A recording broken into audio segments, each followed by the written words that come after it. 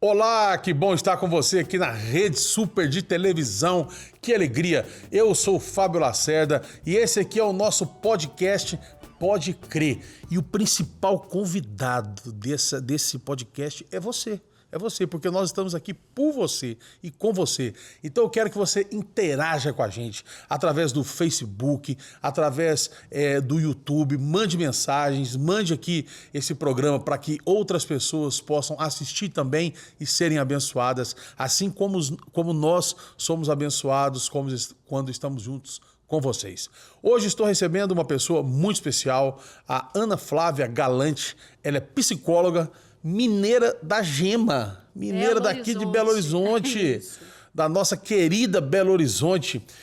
E como eu sempre falo com as pessoas assim, Ana, falo, gente, olha, eu sempre procuro temas que vão edificar a nossa vida, não só curiosidades e entretenimentos, mas algo que realmente possa trazer uma mudança para a vida de uma pessoa. E o tema que nós vamos tratar hoje é casamento, né? Uau, né? E casamento é assim, todo mundo parece que está com problema no casamento, né? É difícil você ver um casal que não tá com problema no casamento. E eu reparo muitas vezes que a gente vem no Brasil, existe uma cultura de se falar muito mal do casamento antes da pessoa casar. É verdade. Então o cara assim, ele vai casar e ele brinca muito com isso, né? Brinca muito. Ah, você vai se enforcar. Ah, agora acabou. Tem até casais que eu vejo, não estou criticando, cada um faz o que quiser, mas aí vai tirar aquelas fotos do casamento, aí escreve lá game over. Assim, são brincadeiras que, no meu ver, vai criando na sua cabeça crenças limitantes, vai criando ideias de que o casamento realmente não é uma coisa boa e que o casamento vai atrapalhar agora a sua vida, uma parte da sua vida. Você concorda com isso? Concordo. Uma alegria estar aqui, Fábio, uma alegria estar aqui com todos, né? E saber que o brasileiro é muito brincalhão, né, Fábio? A gente gosta disso, a gente tem tudo vira piada, né? Tudo vira meme. E o casamento, ele vem aí com é um prato cheio, né? Para fazer tudo quanto é tipo de chacota, porque é difícil, é um grande desafio. O casamento é desafio, né? E a gente, às vezes, para lidar com o desafio, a gente começa a brincar, né? Para ficar mais leve. Uma coisa que é desafiadora, a gente entra, só que às vezes a gente entra e fica, né? Nessa brincadeira que não acaba, nessa crítica, e vai ficando até duvidoso. Será que é o caso mesmo? Será que eu não caso? Esse negócio é bom, é ruim? O que é isso? Né? Então, eu concordo com você. A gente... eu nem sei se a gente sabe, de fato, o que é casamento, para te falar a verdade. Eu, como terapeuta de casais, né, de família, eu me deparo com muitos casais casados há anos dentro do consultório que não sabem o que é casamento na prática. E estão casados há anos. Olha que coisa. O casamento realmente, assim, a gente pode dizer que ele é um mistério, né? Ele é um mistério. Mas ele é um mistério bom, né? Bom porque foi Deus que instituiu isso pra gente. Se não fosse bom, ele não teria feito isso de maneira nenhuma. Criado, né, essa jeito instituição. De viver, né? Esse jeito de viver, porque eu falo muito com a minha esposa chama Simone, e a gente, graças a Deus, eu tenho um casamento assim maravilhoso e que Deus me conserve desta forma. Minha esposa assim, minha melhor amiga. E a gente conversa muito sobre isso, muito mesmo. Sobre assim, olha, você casa, você vai deitar numa cama com uma pessoa que não é do seu sangue. Que talvez, são dois universos que se juntam, né? Se você conheceu ela com 25 anos, quer dizer, ela viveu 25 anos sem saber da sua existência, se vocês não eram amigos, e agora você vai se trancar num quarto com ela e apagar a luz. Tem que ter muita coragem. Muita coragem. E confiança. Exatamente, né? Confiança. Que é o chão que a gente pisa para casar. E confiança. Você acha que existe uma receita assim para um casamento feliz? Olha, eu gosto muito. Primeiro eu tenho que falar que eu sou fã de casamento, tá? É ruim, mas é bom. É ruim porque é desafiador demais. A gente sai da nossa zona de conforto, né? Quem não está casado pode fazer o que quiser. Pode, na hora que a conversa tá ruim, levantar e voltar para casa e, né, trancar-se sozinho no quarto, né? Quem está casado não vai valer fazer isso, né? Então, a parte ruim é essa, a gente sai da nossa zona de conforto. E quando a gente casa, a gente acha que vai ser super legal. Só coisa boa, né?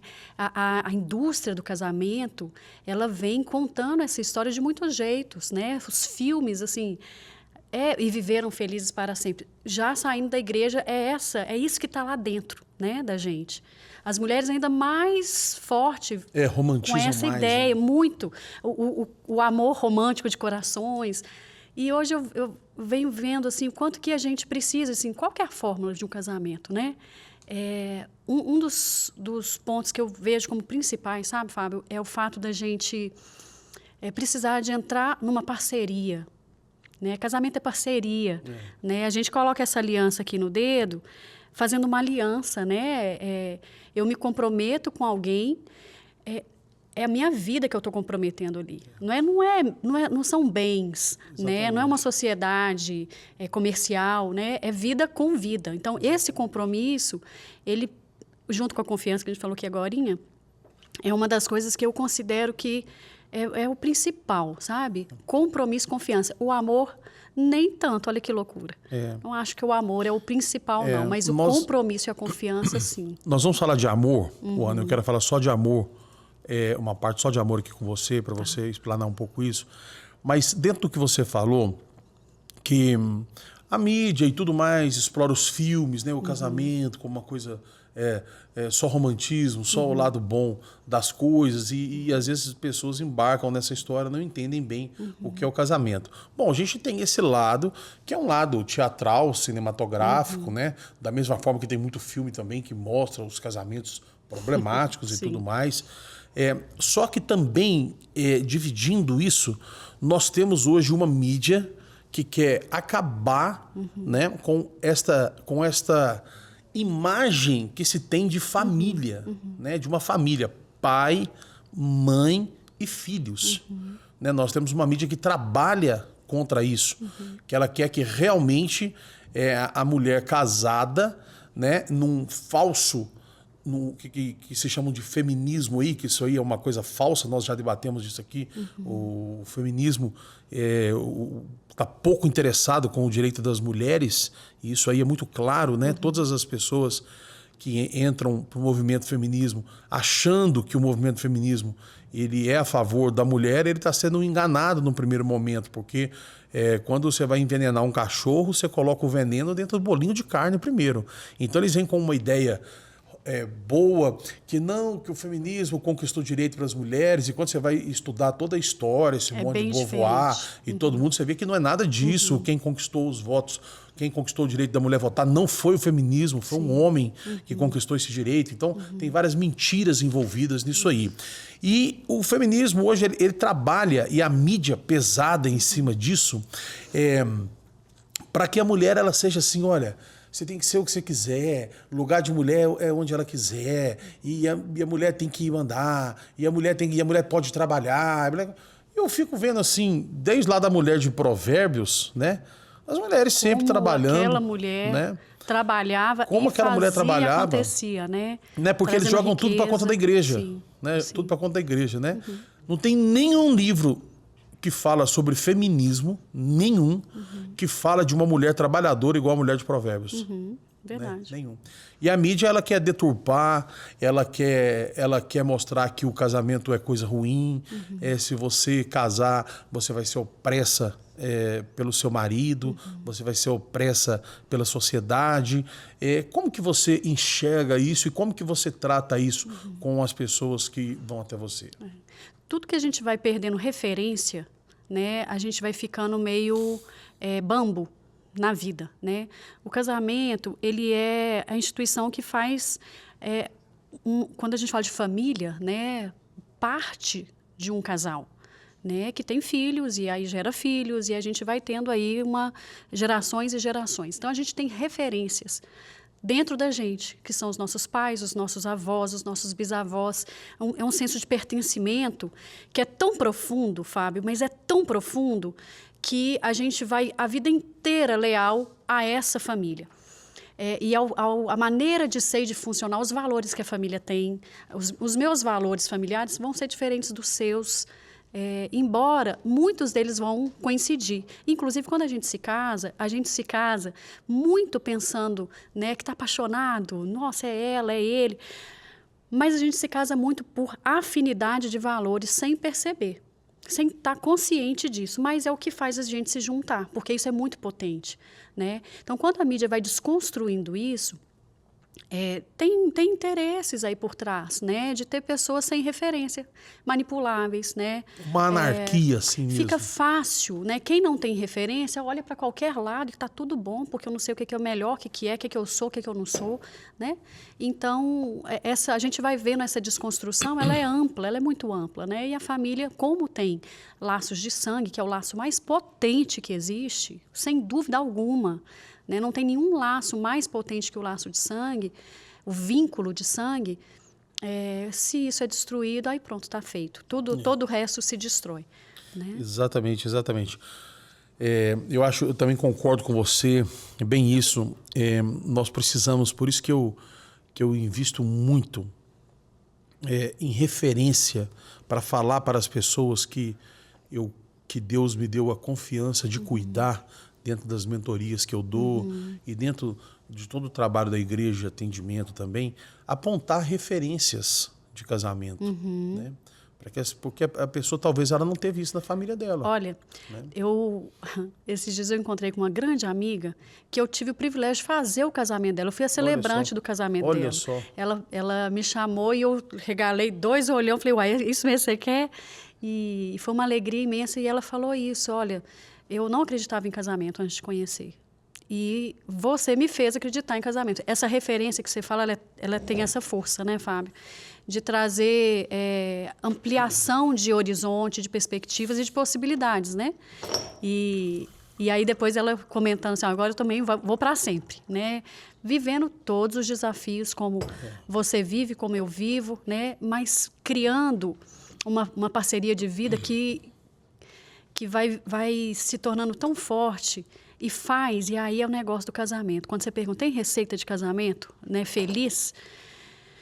Eu entendo, sabe, Fábio, que um casamento funcional é onde cada um está funcionando no seu lugar, né? E quando isso não acontece, quando disfunciona, quando fica confuso quem é quem, a coisa começa a complicar, né? Então, quando a gente entra no casamento, uma das coisas que eu entendo que mais complica é quando, por exemplo, eu, filha dos meus pais, casei com meu marido. Mas se o meu vínculo de filha fica mais forte que o meu vínculo com meu marido por tempos e tempos, esse casamento ele não vai ser fortalecido saudável. Nunca, né? Porque eu não vou ser esposa, eu vou ser filha, primeiro e depois esposa, né? O ponto principal de um casamento é que ele é de gente grande, é território de adulto, de gente que se responsabiliza pela vida, pela própria vida e que escolhe construir com uma outra pessoa uma trajetória, uma família. Exatamente. Né? E é uma coisa assim, a continuidade da existência humana. Né? Se você pensar, eu não sei muita responsabilidade, cientificamente, né? Biologicamente, eu não sou uma pessoa que entenda desses assuntos dessa forma, mas se você pensar, gente, olha, é a continuação da nossa espécie. Né? Isso é uma defesa natural do planeta para que continue vivendo pessoas aqui até que Jesus sobrevivendo, volte, crescendo então, e multiplicando. Então, querido, desculpa, mas se não tiver reprodução, né? Se não tiver reprodução, e não aí tem a jeito. gente pensa na parte biológica, mas tem muitas reproduções e multiplicações aí junto. Porque a gente vai crescendo como pessoa e a gente vai gerar pessoas, né? Se a gente não dá conta de ser gente, olha só, gente que consegue dizer o que está sentindo, gente que sabe pedir ajuda, gente que sabe agradecer, gente que sabe reconhecer quem eu sou e quem você é e não acha que você tem obrigação de adivinhar o que eu quero. Isso no casamento é demais, é uma bobeirinha, né? Ah, mas ele não fez isso, é um absurdo. Mas você falou para ele que você queria, que você precisava? Né? A comunicação é um ponto muito, muito frágil no casamento, no geral, né? E a gente vai entendendo que quanto mais a gente dá conta de olhar para o que a gente precisa enquanto pessoa e compartilhar isso com o nosso cônjuge e vice-versa, essa é via de mão dupla, mais a gente vai se afinando e vai se pertencendo, vai deixando de ser filho dos nossos pais para a gente ser cônjuge. Eu gosto dessa palavra que aí fica para os dois, né? Perfeito. Eu acho o cônjuge um pouco antigo, assim. É esquisito, né? Mas eu gosto é. dela, porque ficava falando marido e mulher. Minha mulher, eu chamo de mulher mesmo. Esposa, parece mariposa. Nossa, minha mulher. Eu gosto de falar isso. Aqui, ó, minha mulher vai chegar aí. Eita, é. Mas é legal também, interessante o raciocínio, eu entendi. Olha só, existe uma crença popular, né? Que eu não tenho dúvida nenhuma que é demoníaca. E eu explico por quê. Porque, assim, Deus, ele construiu a terra em 7 dias, né? 6 descansou, no 7º, 7 dias. Foi o total. O descanso dele fez parte da criação do universo, né? 7 é um número muito importante para os judeus, né? Tem muita coisa na Bíblia que diz respeito ao número 7. Sim. Nós não estamos falando aqui de numerologia, de nada disso, mas a Bíblia, ela trabalha com números, com esse tipo de coisa. É muito assim. rico o significado, né? Os significados, a simbologia, você vê a questão de nome e tudo tal. Então, existe uma crença limitante, uma coisa que é assim, ó, a crise dos 7 anos do casamento. Você acha que isso aí é uma coisa... Eu sei que vocês, psicólogos, não gostam muito de falar negócio de diabo e tal, mas você acha que isso é uma coisa instituída, maligna, para a pessoa já pensar que em 7 anos ela vai ter um problema, então qualquer problema que ela tiver em 7 anos, ela já separa logo que ela ia ter um problema?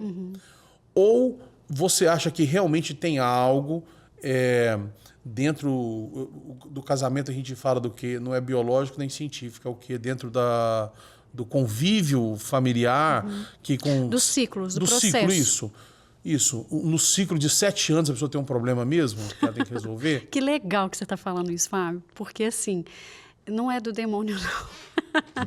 É de gente, da vida. Isso é do processo. Inclusive, a gente vive 7 dias, né? Toda semana a gente vive 7 dias e se completa um ciclo para a gente iniciar outro.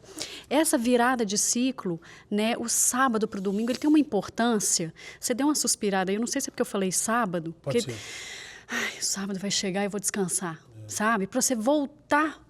Imagina se a gente não tivesse isso, fosse tudo uma coisa só. Então, esse processo de 7, no nosso corpo, tem estudos que falam que em 7 anos não tem nenhuma célula igual que tinha 7 anos atrás, de renovação, né? Sim. A gente vai substituindo as células do nosso corpo. E o que eu vejo, isso tem estudos também que mostram isso no relacionamento, e eu vejo comprovadamente isso dentro do consultório. É muito comum, não só de 7, mas 14, perto de 21, cada ciclo de 7. É como se fosse, Fábio, uma espécie de contrato que a gente faz, né? E que vai chegando esse período, é um ciclo que vai se fechando e a gente não presta atenção nisso. Por isso que vira crise dos 7 anos.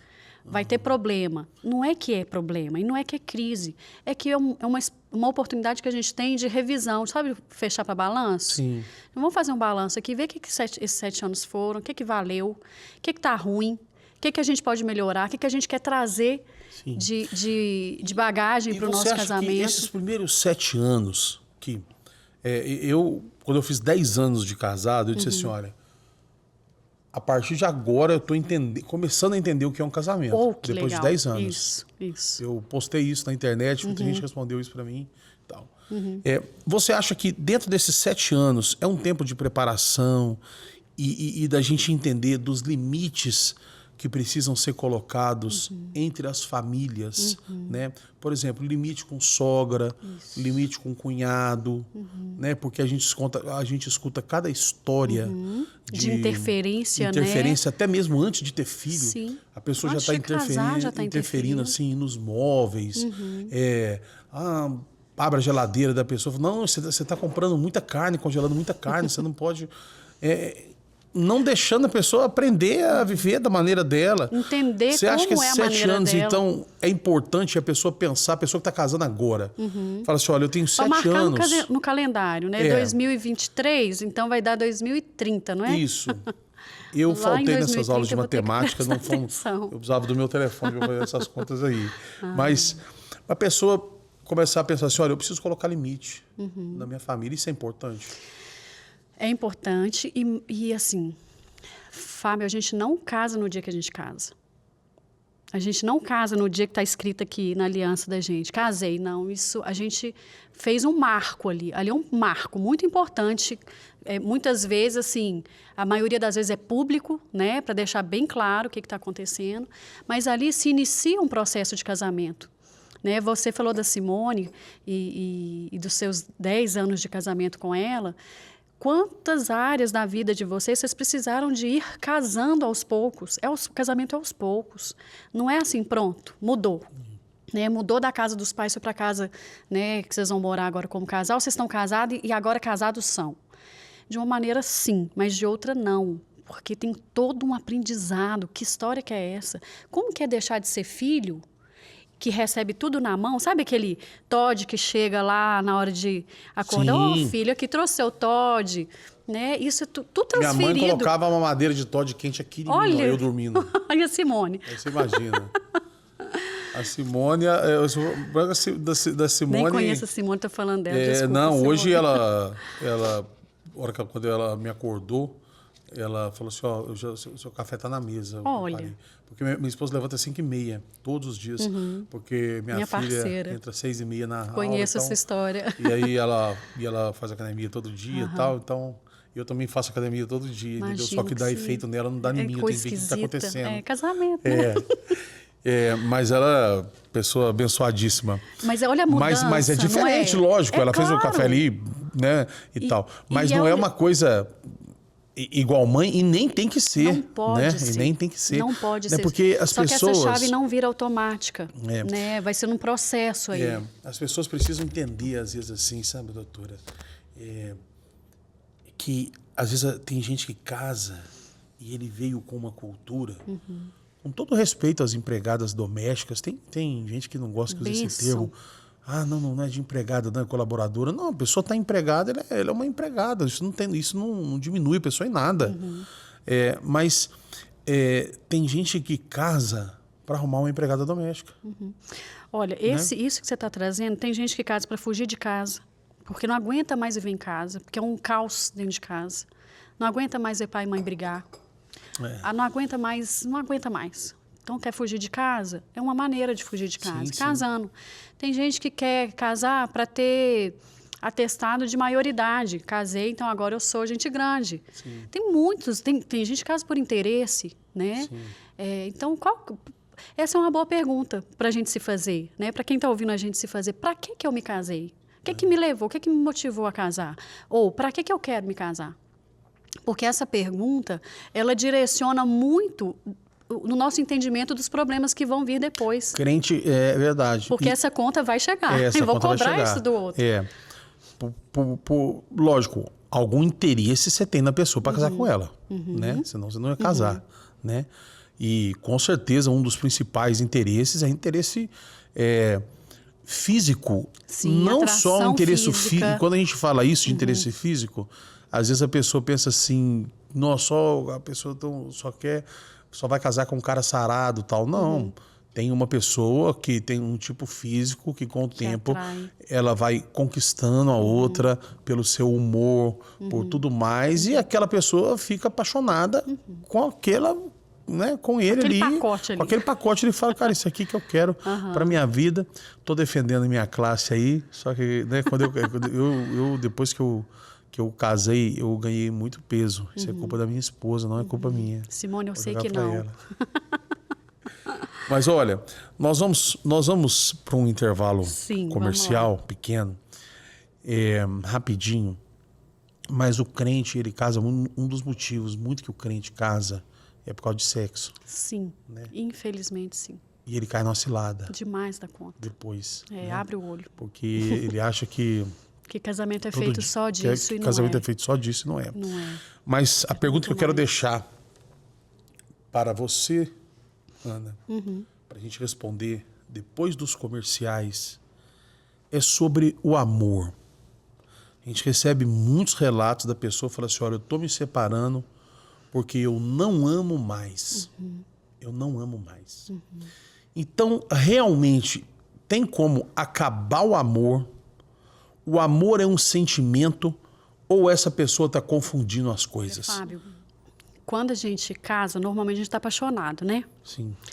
E uma vez eu li num livro sobre uma analogia que eu achei fantástica, que é assim, quando a gente vai apaixonando como se fosse um avião que vai subindo, e aí lá embaixo vai ficando tudo pequenininho, e a gente olha e fala, nossa, olha que lindo ali, olha que lindo aquilo lá, olha que legal e tal, lá do alto, né? E aí a gente casa, porque a gente está apaixonado.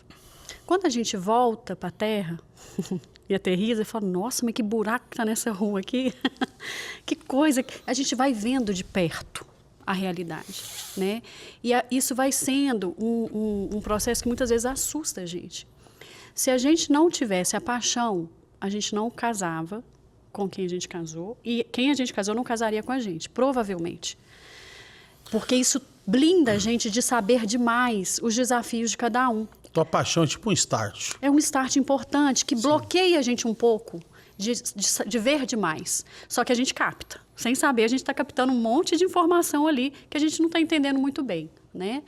E aí, quando a gente vai convivendo, essa paixão vai virando, sim, um sentimento maduro que a gente chama de amor.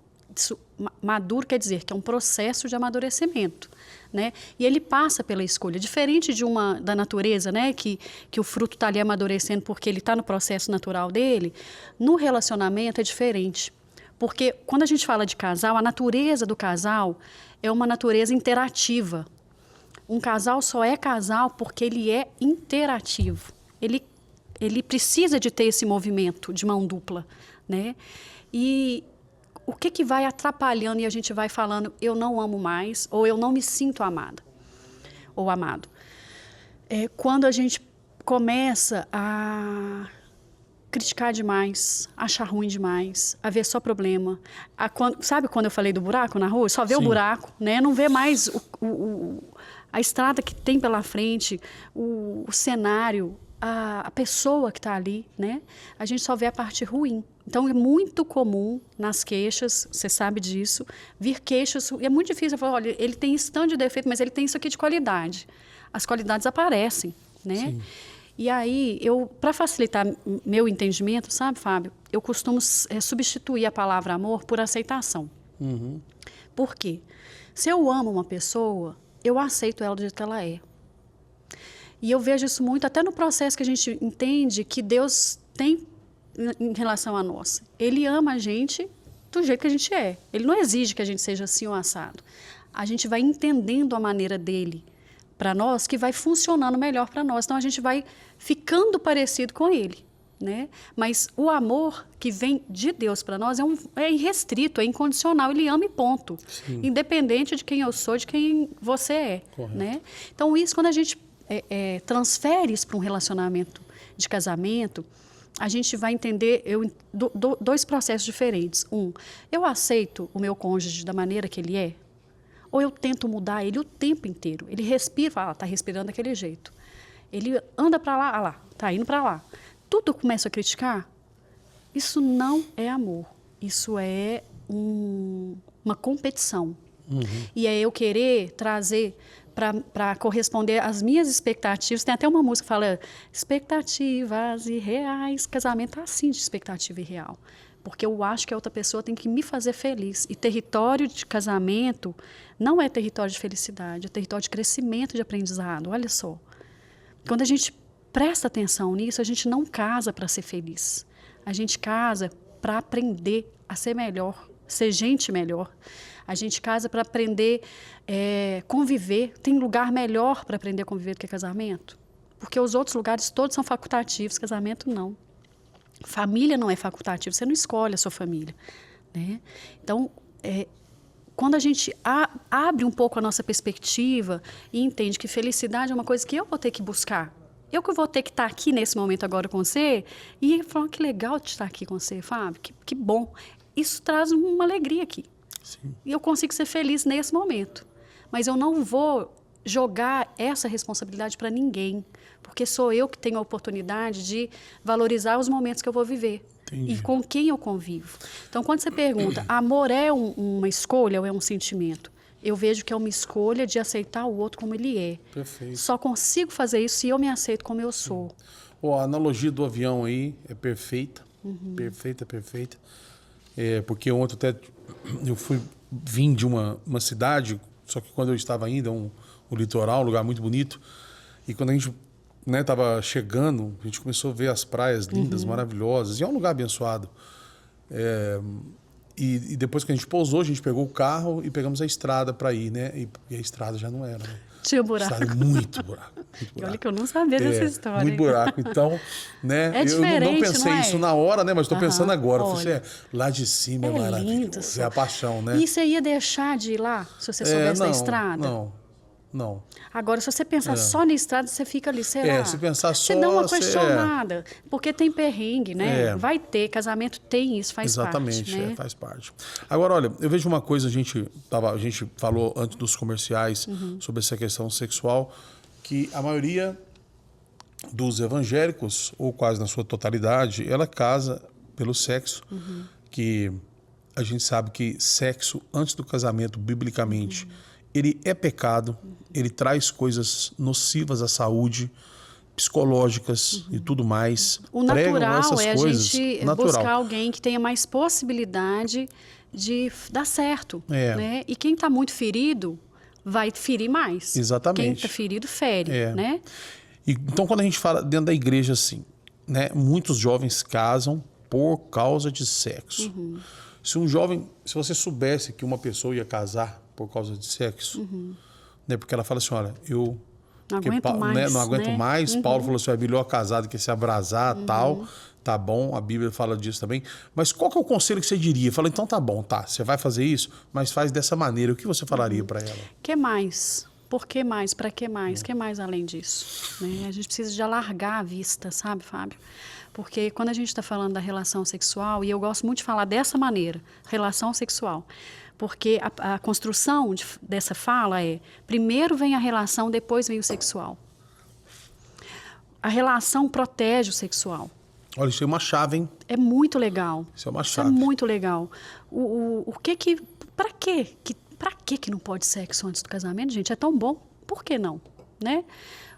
Porque é tão bom e eu corro o risco de usar a outra pessoa para ser bom para mim.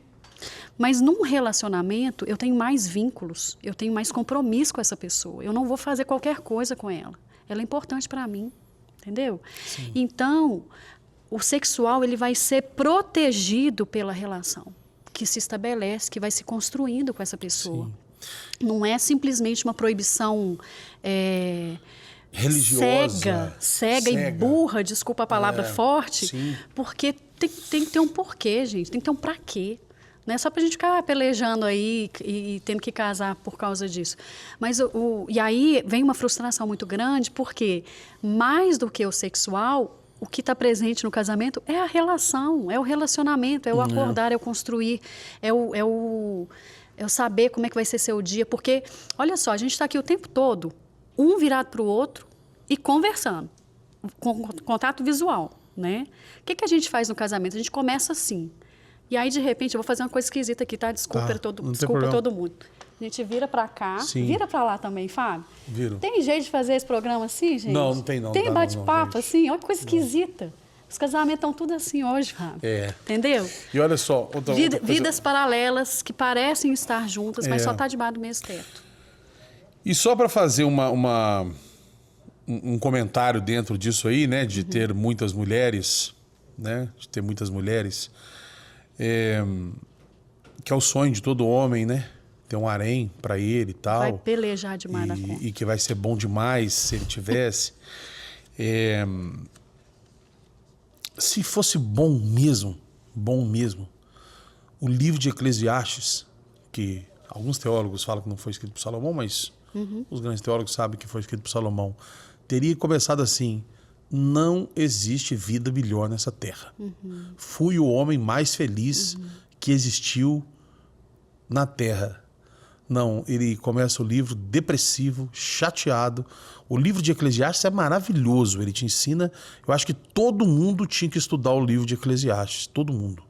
Né? Porque ele é maravilhoso. Mas ele começa numa depressão, num arrependimento, numa coisa assim, tem como voltar atrás e eu fazer de novo? até que lá pro meio, pro final, né, que depois dele contar o testemunho dele, Salomão testemunha, na verdade, né, é que ele fala sobre que, tipo assim, de tudo isso o melhor é o Senhor, o temor a Deus. É o melhor de tudo isso. Né? Não tem nada Até melhor porque isso vai balizando a do que nossa isso aí, vida, né? Tanto de dinheiro, né, quanto de sexo, que todo mundo sabe que ele teve 1000 mulheres fora as concubinas, então assim, ele teve todos os tipos de mulheres que ele quis à sua disposição, né? E eu fico pensando hoje assim, falei, rapaz, Salomão realmente ele foi um grande homem mesmo, porque cuidar de uma já é difícil, você imagina de 1000. Esse raciocínio, ele é complicado porque ele pensa só no prazer e pronto, acabou. Que vai cair muito nessa situação de usar o outro, né? Sim. Quem usa o outro tá ferindo uma coisa assim simples, né? Sim. Que não tá amando. Não está respeitando que ali tem uma outra pessoa que sente, que vai viver a vida dela e que vai sair ferida. Exatamente. Né? Então, é muito fácil a gente se ferir no casamento, Fábio. Enquanto a gente não percebe quem a gente é e quem o outro é, a gente coloca uma carga muito grande em cima um do outro. Sim. E a gente fica pelejando. Né? Acredito que muito dos divórcios, né, a gente estava conversando disso, que vão acontecendo, tem muito a ver com isso. Assim, é uma frustração muito grande porque o outro não me deu o que eu queria. Sim. Né? E tem um processo muito mais importante aí, que é de eu me responsabilizo pelo que eu preciso e eu te peço ajuda. Sim. Porque nós somos companhia de jornada. Sim, né? Casal é isso, é companhia de jornada. Um dá o braço para o outro e vai construir a vida junto. Exatamente. Só que daqui a pouco eles estão fazendo queda de braço em vez de exatamente. e de braço dado. Tem né? até uma frase... E quem nunca viveu isso, né, Fábio? Quem nunca viveu isso? Eu acho Exatamente. importante a gente trazer isso porque isso é inerente do relacionamento. Né? Não conheço um casal que nunca tenha pensado em se separar. Sem dúvida. Mas os casais que eu conheço, eu vou te falar inclusive de mim, que conseguiram superar os desafios e ir para um outro patamar de relacionamento, é uma sensação de gratidão e de fortalecimento e de que vale a pena. Sim. É muito legal. Eu vou só complementar uma coisa aí que você falou, que você não conhece nenhum casal que nunca quis se separar. Eu conheço nunca quis se separar, que foi a mulher do Billy Graham, do evangelista Billy Graham. Fizeram essa pergunta para ela. Falei assim, você já pensou em separar do seu marido? Ela respondeu que não. Isso com 50 anos de casamento. Ela falou assim, nunca pensei em separar, mas matar ele já pensei em 2 vezes. Simples assim, né? Simples assim. Tem uma lógica que isso, né? Ela respondeu mas não é isso mentira. mesmo, mas não ela é respondeu... mentira, isso é real, isso é verdadeiro. Olha, isso é uma pergunta que as pessoas fazem, sabe? Mas são 2 perguntas, né? Que eu queria que você explicasse pra gente. Tem uma pergunta que é assim, olha, quando a admiração acaba, na verdade uma é a pergunta, outra é uma afirmação, que se fala muito. Quando a admiração acaba, o amor consegue segurar a relação? E a outra é assim, ninguém ama quem não admira. Dessa afirmação, ninguém ama quem não admira. E dessa pergunta, quando a admiração acaba, o amor consegue segurar a relação? O que você acha que está certo? A admiração ela é fundamental, Fábio. É fundamental a gente admirar. A gente perde a admiração. Mas por que a gente perde a admiração? Porque a gente muda o foco. A gente passa a olhar os buracos, em vez de olhar o mar, o lugar maravilhoso que eu cheguei. Né? Quando a gente muda o foco, a gente só começa a ver defeito. E aí é onde que a admiração sustenta. Né? Então, perdeu a admiração, procura de novo. Lembra, traz a memória que te traz esperança, sabe? Para que você casou com esse homem? Para que você casou com essa mulher? O que você aprendeu com ele? O que você aprendeu com ela? Como que vocês conseguiram passar por desafios lá atrás? Né? O que vocês se ajudaram?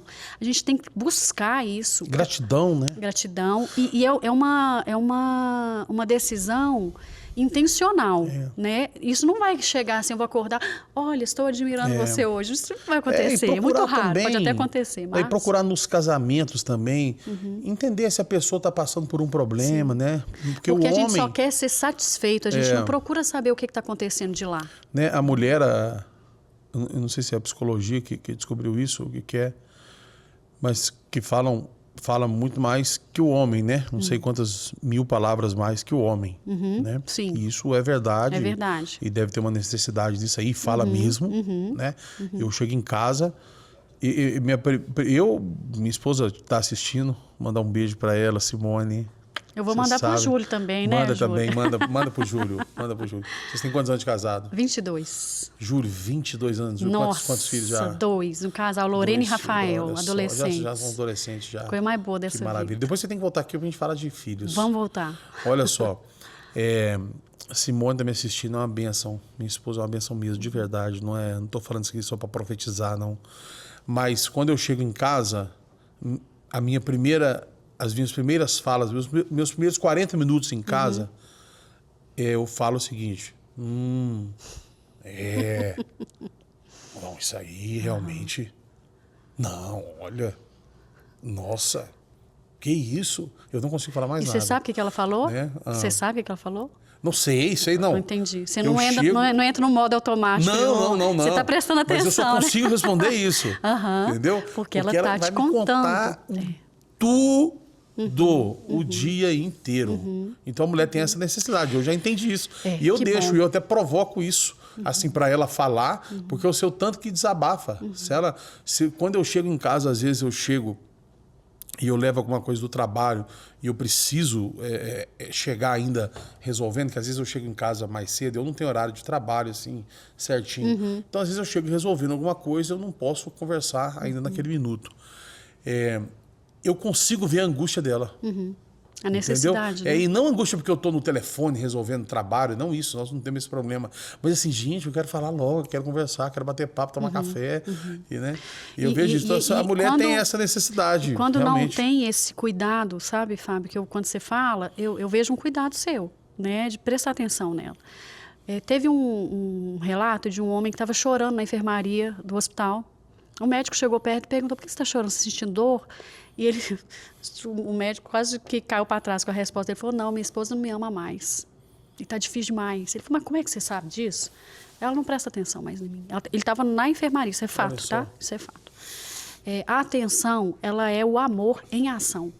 É a maneira que eu comunico que eu amo, que eu presto atenção e eu valorizo o que é da outra pessoa.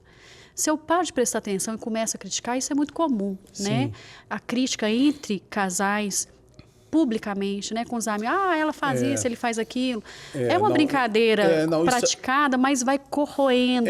Às vezes uma brincadeirinha ou outra ali até passa, né? Se mas, não fere e não traz um mal-estar ali, né? Porque brincar é saudável, você ter liberdade de brincar com a sua esposa. O difícil é você publicar o que é da intimidade. Exatamente. Agora, existe, né, a questão da pessoa publicamente criticar o marido ou o marido criticar a mulher. Isso é uma coisa assim, em casamento, para quem tá ouvindo aí, ó, isso é inadmissível. Cuida para não fazer isso. Pelo contrário, publicamente você tem que honrar o seu marido, você tem que falar a parte boa dele.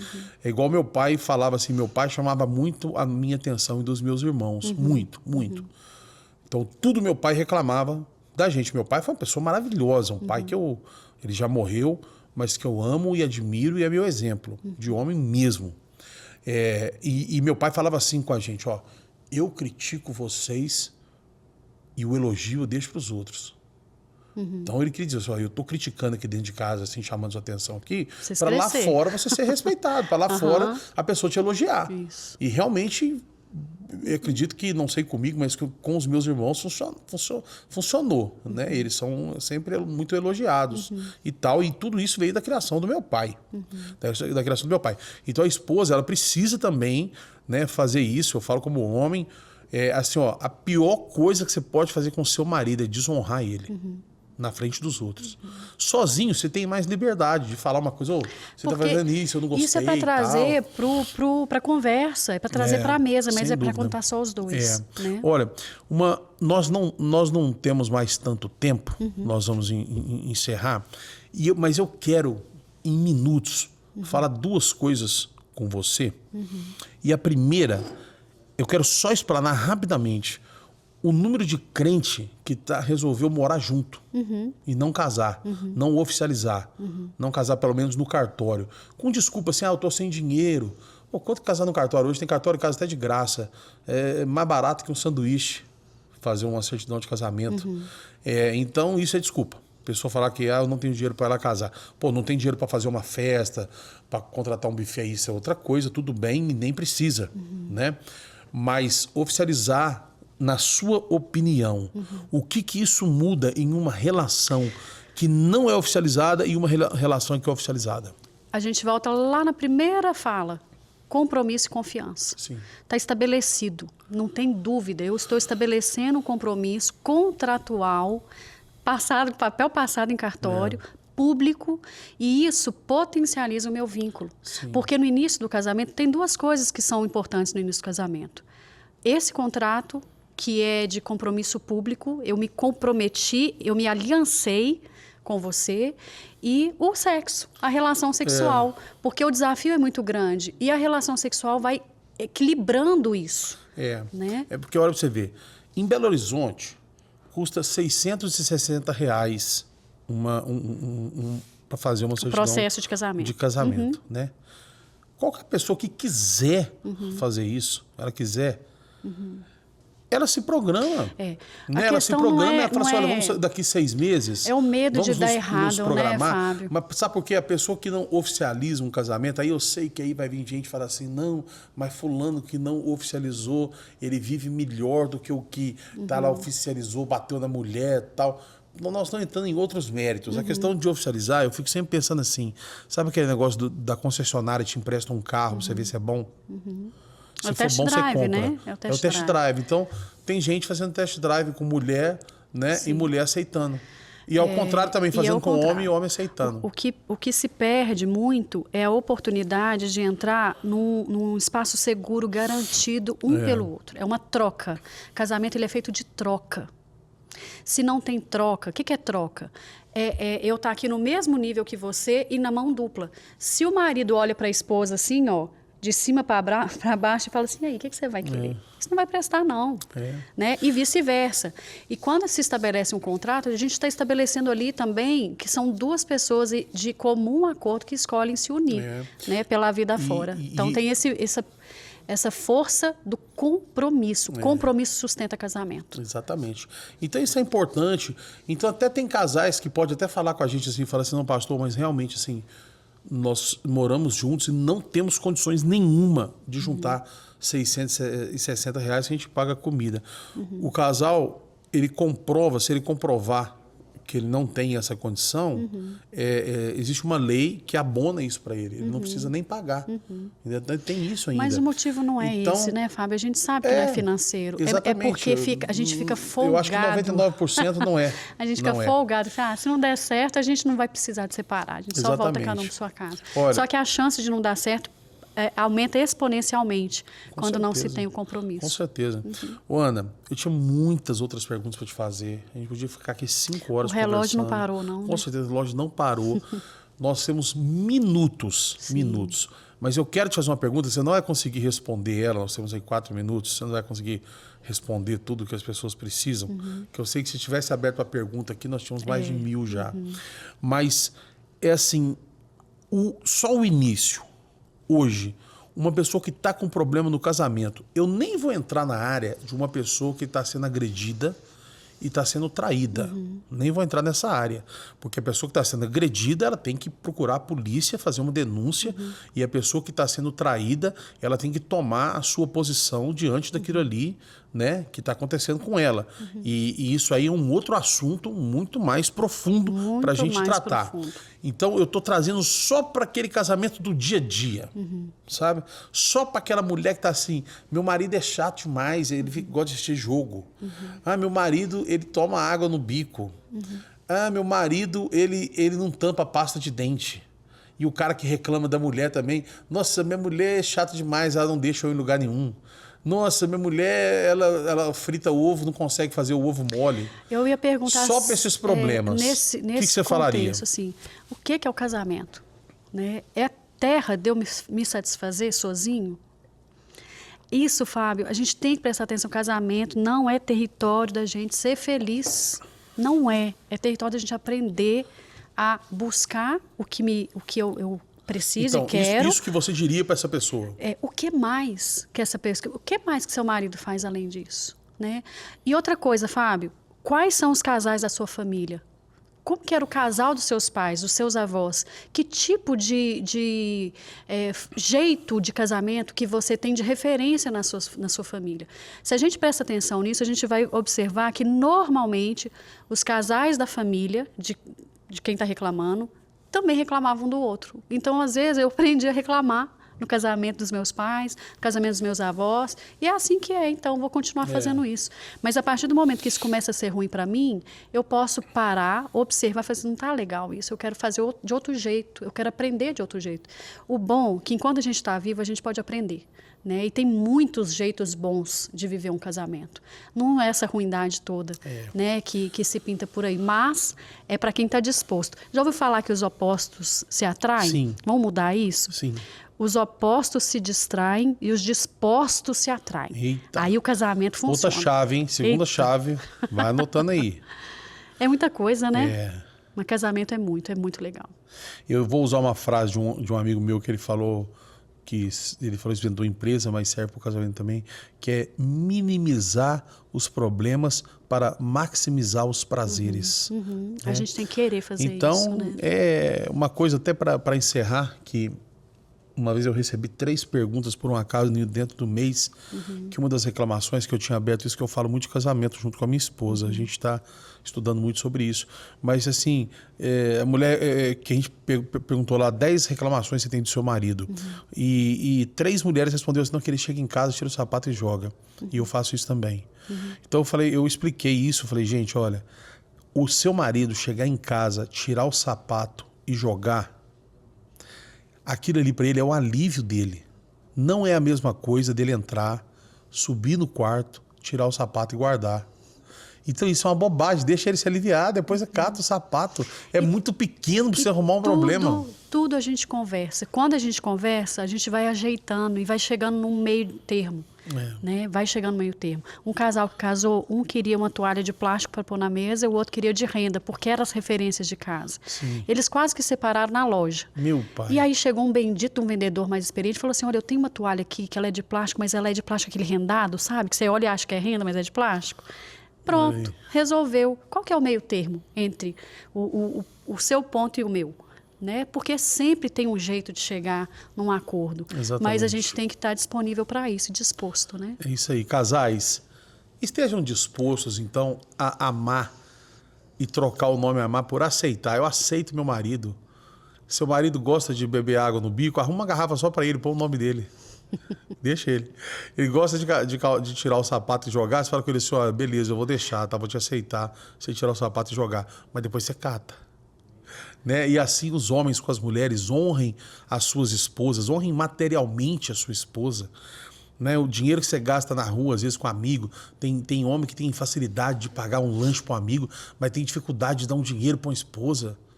Né? Então honre a sua esposa, honre o seu marido, aceitem um ao outro e quando vocês precisarem, procurem a Ana.